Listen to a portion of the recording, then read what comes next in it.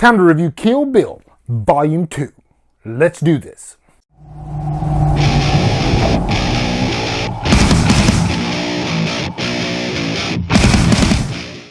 Kill Bill Volume 2 stars Uma Thurman, Daryl Hannah, Michael Madsen, David Carradine, and is directed by the great Quentin Tarantino.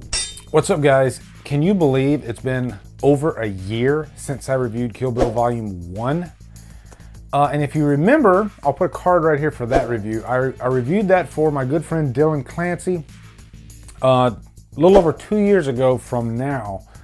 His fiance, Declan, passed away tragically. And I reviewed that, and I wanted to review Volume 2 for him, but time just flew by and I didn't even realize it. I literally was talking to Dylan on Facebook, FaceTime, right before this review actually. And we were, catching up, and I didn't realize it had been over a year since I did Volume 1. So first off, sorry about that, Dylan.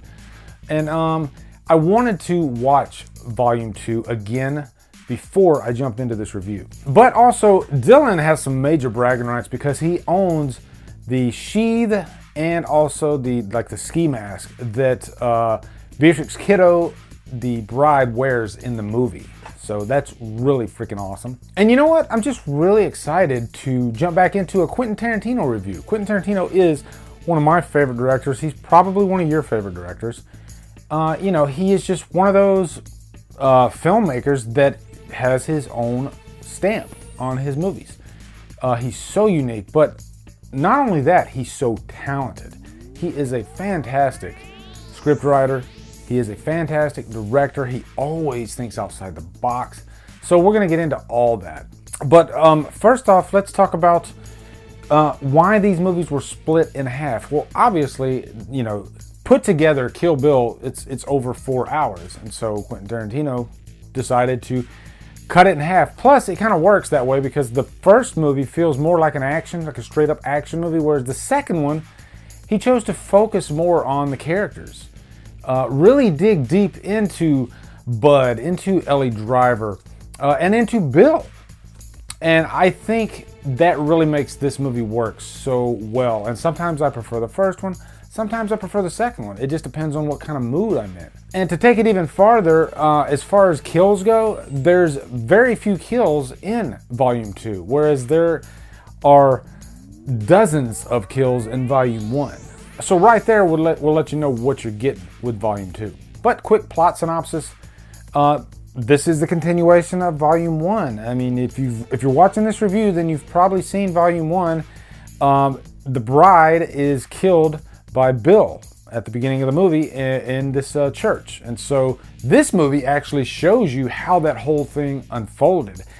What made that atrocity happen. In true Tarantino style, the viewer can guess how this is going to unfold, but more times than not, it's going to be completely different than the way you thought it would unfold. Because that's just Tarantino. That's the way he does his scenes. He does his scenes in a very different way than you would normally see it from a normal storytelling standpoint.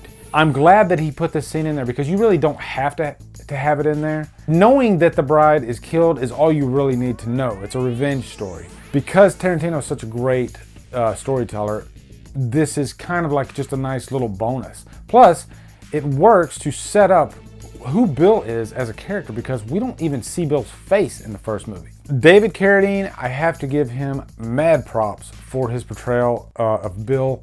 Rest in peace. You could have played that character in so many different ways, but he just plays him in such a calm way, and I think those are the best villains actually. The ones that that kind of make you feel comfortable with him. Like from watching this movie, you could go out on the town with Bill and you would love him probably. That's the way he's played in this movie. But he is extremely dangerous. You know that too, so you're not surprised when he does do stuff that a crime boss would do. But also it sets up how much he loved the bride. They have this nice moment out on the porch of the church, and she's asking him to be good. And he says, he won't quite behave, but he will be sweet. And, there's just so much charm to that scene. So by the time he does do the inevitable act, you feel so much more for the bride. But also by the end of the movie, you kind of see where Bill is coming from. You don't condone it. It's not right. It's horrible what he did. But at least you understand where he's coming from, why he wanted to get revenge. You know, he felt blindsided. He was heartbroken. And what does a crime boss do that is heartbroken? He probably does what me and you won't do. And as you're already noticing, I'm jumping into specific scenes in this movie because that's really what Volume 2 is about. It's about diving deep into characters and watching scenes unfold that you know how they're gonna eventually unfold, but it's just a treat to watch how they unfold because of how talented Tarantino is as a director. And the next thing I want to jump into is Bud. Bud is Bill's brother, played remarkably by Michael Madsen. Michael Madsen is, I think, one of the most underrated actors, and Tarantino knows that.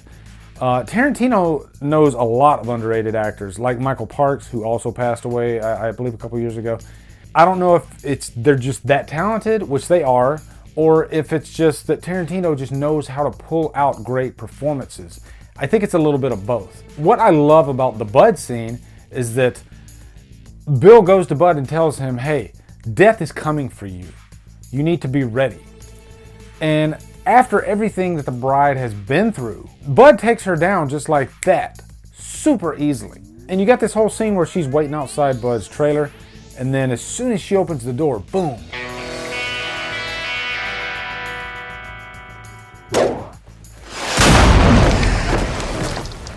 The gun blasts and she is out cold. You know, she's got rock salt in her chest, in her great pair of breasts, as Bud would put it. And so then Bud buries her alive. And then from this scene, we get a little bit of flashback of what the bride went through when she first met Pai Mei. 你一啲都唔會。而家我要你用科學拳同我鷹爪拳比試下。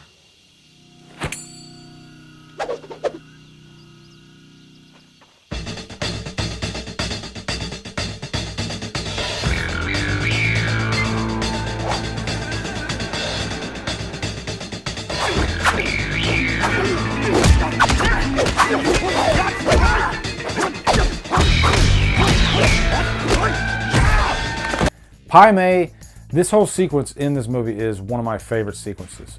Just showing how much of a son of a bitch Pai Mei is and how she pretty much lived up to his expectations. And one thing that he does not like is white women and Americans, and she is all three of those things. But in the end, Pai Mei respected her. But I love that whole training sequence, you know, how he's putting her through hell, really. Having her carry buckets of water up a hill, having her punch holes through these big freaking wooden blocks, all that great stuff. And through all that training, that's how she figures out how to punch a hole into the casket and dig her way back up. And then you have the fight between Elle Driver and the bride. Originally, Tarantino wanted to film it in more of a graceful type of fight scene, much like the Lucy Liu fight from Kill Bill Volume 1. But instead, this one's just really down and dirty. And by the way, I love the scene where Elle Driver releases the black mamba upon Bud to kill him. Great stuff.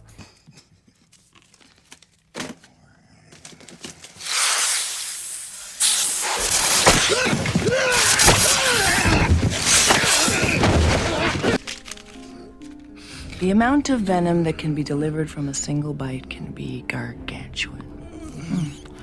You know, I've always liked that word, gargantuan. I so rarely have an opportunity to use it. But one thing I love about this fight scene, aside from it being so gritty and just dirty and ugly, is she can never get her damn Hattori Hanzo sword out. You know, she keeps banging it on the wall of the trailer. I got a feeling that there was no love lost between these two in this fight, because behind the scenes, I know for a fact that Uma Thurman and Daryl Hannah almost hated each other. I don't know what happened behind the scenes between them for them to hate each other, but they really did. And there's a little bit of that in that scene. And also, I have to give mad props to stunt double Zoe Bell, who was Uma Thurman's stunt double. She was amazing in this. Just from watching that scene, and especially the sound design in that scene, there's quite a few scenes in this movie actually where the sound design really just jumps out at you.